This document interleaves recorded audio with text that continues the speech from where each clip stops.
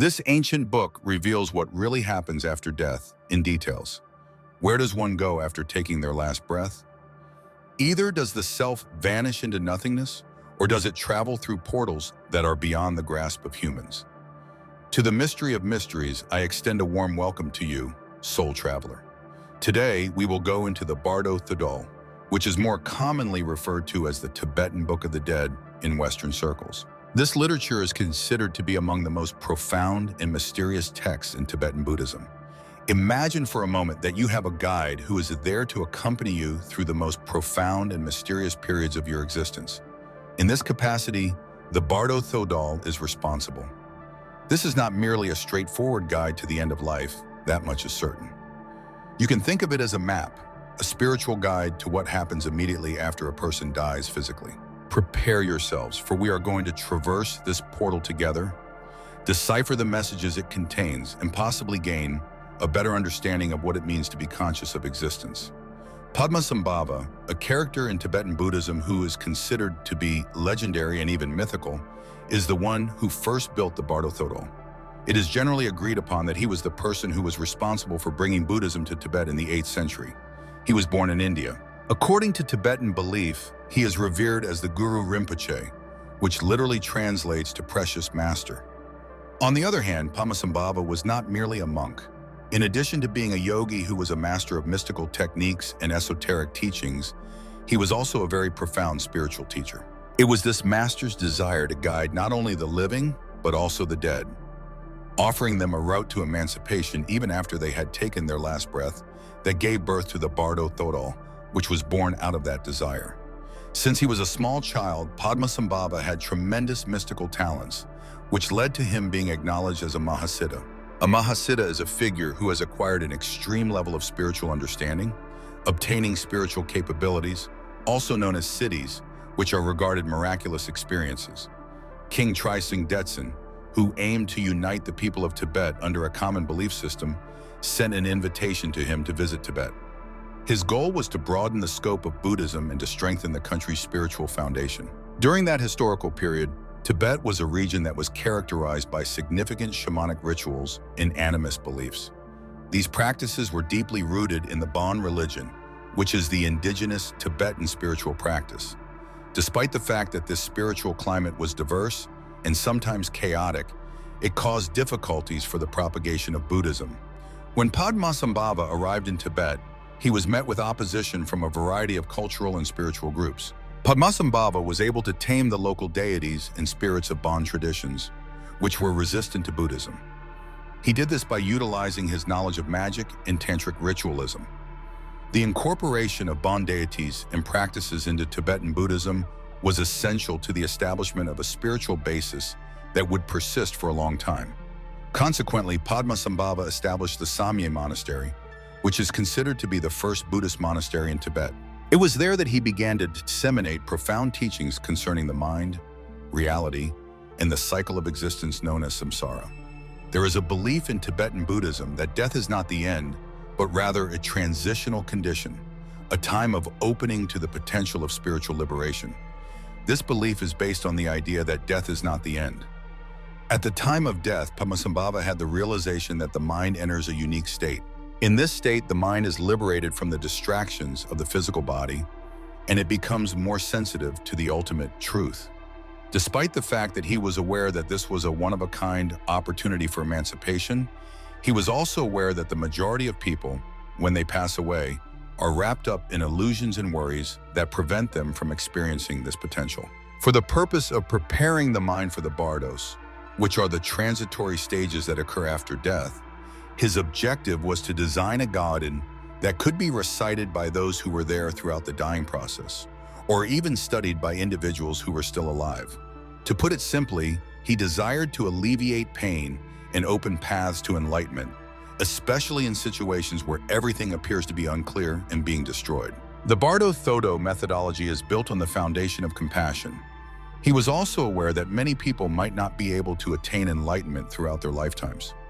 However, he considered death as a final opportunity, and as a result, he shared instructions with practitioners and students, instructing them to discern the bright light, which is the pure expression of the mind at the moment of their passing. When we travel through the Bardo Thodo, we are led through the three primary states, or bardos, that every soul goes through. This is the Chikai Bardo, the moment of death.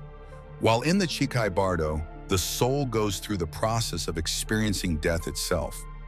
This is a point of transition in which the physical body disintegrates and consciousness is liberated from the constraints of its material existence. Following the completion of the disintegration process, the soul will find itself in front of the primal clear light, which is characterized in the Bardo Thodo as a brilliant, unadulterated, and enormous light. A state of pure, unconditional consciousness, the clear light is the manifestation of the absolute nature of the mind. It is a state in which there is no duality, fear, or attachment. Some people refer to it as the solar mind, while others call it the higher self. This condition of complete bliss and unending tranquility is referred to by a variety of titles. Through the practice of the Chikai Bardo, the spiritual practitioner has the opportunity to achieve complete emancipation. The soul is able to achieve instant emancipation, also known as nirvana, if it is able to perceive the clear light as a component of its essence. In this case, it is not necessary for the soul to go through the other phases of the bardos. Neither ceremonies nor doctrines are necessary for this recognition to take place. It is a direct and comprehensive experience of the truth, in which the mind sees itself without any filters or distortions to obscure its perception. This is the moment when all identities, karma, and conditioning are completely dissolved. On the other hand, the overwhelming brightness of the clear light might be unsettling for individuals who are not adequately prepared. Due to fear or connection to what is known, the mind may interpret the light as a threat rather of recognizing it as its actual nature. This could occur because of the light's presence. If this occurs, the soul will withdraw, thereby forfeiting the opportunity for liberation. It will then proceed to the subsequent levels of the bardos, where it will encounter images that are ever more twisted and restrictive in accordance with its karmic tendencies. It was originally believed by Carl Gustav Jung that gods and demons are projections of the unconscious, and that they are powerful and unavoidable until they are comprehended as components of ourselves. Within the Chonyid Bardo, the soul discovers that it has entered a state of consciousness in which it is no longer confined by its physical body and is situated within a dimension in which there are no longer any perceptible limits. This is the place where the soul is able to witness projections of its own thinking, projections that can manifest themselves in angelic forms as well as visions that are unsettling and scary. This bardo displays the essence of the mind, which is where everything that has been repressed, wanted, or frightened appears in a more intense form. The emotional and karmic states that the soul has gathered over the course of its lives are immediately reflected in the visions that occur in the Chonyid Bardo. Their manifestations can be broken down into two distinct categories: visions of peace and visions of anger. During the stage of peaceful vision, the soul is initially met with glimpses of peaceful deities. These deities are symbolic of enlightened and benevolent elements of consciousness. It is possible for those figures to take the form of Buddhas, Bodhisattvas, or other deities of light, emitting the excellent attributes that have been nurtured by the soul. A sense of tranquility and peace is provided by the peaceful visions, which exude an air of calmness. However, if the mind is not adequately prepared, these images may be overwhelming or unintelligible, which may cause the soul to withdraw and question whether or not this experience is actually happening. During the stage of wrathful vision, if the soul does not realize the peaceful and necessary nature of the initial visions, it will gradually be challenged by increasingly intense images that are known as the wrathful deities. Taking on hideous and frightening forms, these characters are representations of rage, fear, and desires that have been repressed but not expressed. It is essential to note that these wrathful deities are not external or hostile creatures. Rather, they are manifestations of the mind itself, reflecting the passions and attachments that continue to bind the soul to the cycle of suffering. One definition of the Chonyid Bardo describes it as a state in which the mind is liberated from the bonds of physical restriction. The state is characterized by a complete display of psychological energy in which everything is magnified. Unlike regular dreams, the visions that come to mind are characterized by a stunning clarity and vividness that sets them apart from other types of dreams. This takes place as a result of the mind's being liberated from the body, which allows it to experience its internal energy in an unfiltered manner. All of the things that have been repressed and accumulated come to the surface with an intensity that is almost palpable. Because each of these visions symbolizes a facet of the self that requires integration or transcendence, they are regarded as possibilities for learning and enlightenment. Within the context of this discussion, those individuals who are able to keep their entire consciousness throughout this bardo are able to recognize that all of these visions, whether they are positive or negative, serene or angry, are merely the product of the mind. The soul is able to overcome fear and achieve emancipation when it is able to recognize this fact. At this point, the Bardo Thodol gives the soul the advice to concentrate on the clear light, which is the primordial essence of the mind and is described as a wide and pure luminosity. In order to achieve complete liberty, it is necessary to recognize the pure light, which is a representation of the inherent nature of all beings. It is the light that does not alter despite all of the mental projections that are being made. It is the sun that shines through the clouds of images. It is possible for the soul to reach enlightenment and, as a result, escape the cycle of reincarnation on the condition that it is able to see through the visions. On the other hand, the common mind has a difficult time identifying the presence of clear light. When it comes to the majority of beings, the images are so genuine and packed with personal significance that it becomes difficult to see beyond them. As a result of this, the Bardo Thodol recommends that those who practice spirituality train themselves throughout their lives to detach themselves from illusions and to contemplate the nature of the mind. When they have such practice, they will be able to keep their attention on the clear light and find serenity, even when they are confronted with the powerful sights of the Choniat Bardo. Most of the obstacles that stand in the way of release are fear and attachment. The visions, due to their intensity, have the potential to evoke profound anxiety, particularly in regard to the wrathful deities, which are symbolic of the wilder portions of the mind. It is because of this anxiety that a sense of separation is created, which prevents the soul from seeing the visions as components of itself. As a result of attachment, the soul may become fixated on certain visions, particularly the calm ones, which keeps it connected to the cycle of samsara. Alternatively, the soul may have the desire to run from these sights. In order for the soul to break free from this cycle, it must first acknowledge that the images are devoid of their own reality. The Tibetan Buddhist notion of shunyata, which translates to emptiness, describes this idea.